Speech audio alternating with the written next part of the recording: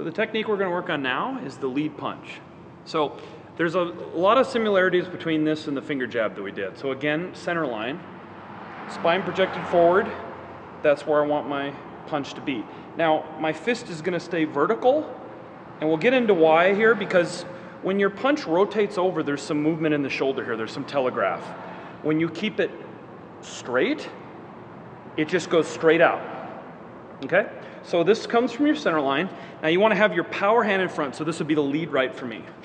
So, hand up. Now this actually comes from fencing. This is a fencing technique. Bruce Lee developed this. He was a good fencer. As I punch, the step is happening at the very end, so I'm not giving away my movement. So as I punch, the last second, that's when I come forward. Now this, like I said, comes from fencing. You don't want to give any of your strike away on this move. So this move, contrary to popular belief, actually has a lot of power. There's just so many styles that don't know anything about this move. So we're just coming forward, moving from the center. You hear me repeat that a lot. And we're going center line. And then your opposite hand is going to protect your face. And this elbow protects the other side of your face. And again, we come forward and then the feet move forward. So we're going to just show this from a different angle. So it's, again, center line, and this is a very highly advanced offensive move. But just feints before it. Basically what's happening is, so I'm turning from my center, straight in center line, and then the punch happens, okay?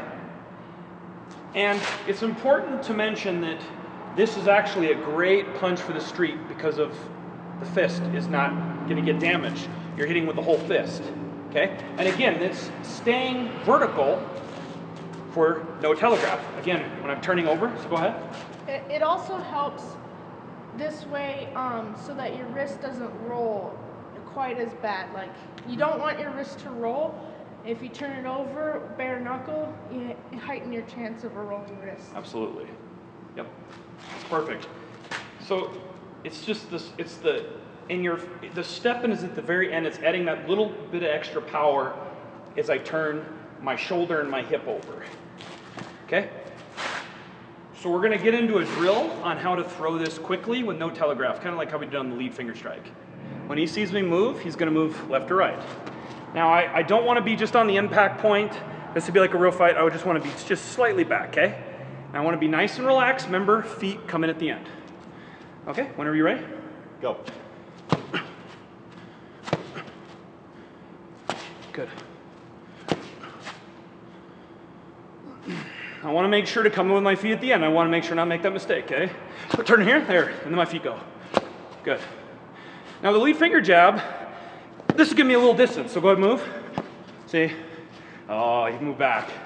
So here we are, okay? Just right there. See, feet come at the end. I just want to talk about a quick way to find the structure of the straight lead, as told by Jack Dempsey in his book, Championship Fighting. So, to find the structure, you can face a wall and put your hand extended out, touch it about chin height, kind of in a fight stance with your feet, then close your fist and just lean into the wall, and your fist will naturally find its strong point, and you'll feel the strength go through the pinky, through the shoulder, and that's how you can find your structure on the straight lead.